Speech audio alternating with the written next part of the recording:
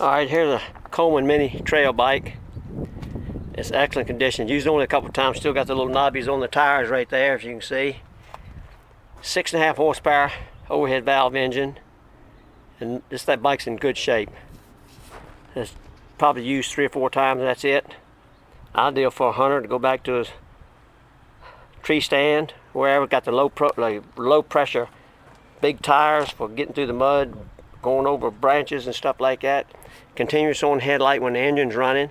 I'm going to start it up, let you hear it run. Give me a second here. I'm going to set my camera down. And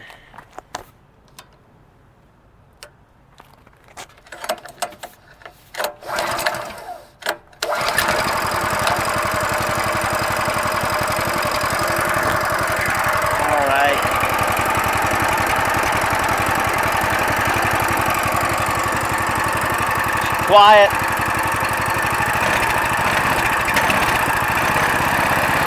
I won't give too much gas. This bike is very fast. It's quick. There she is idling. Got your on and off switch right here. There you go.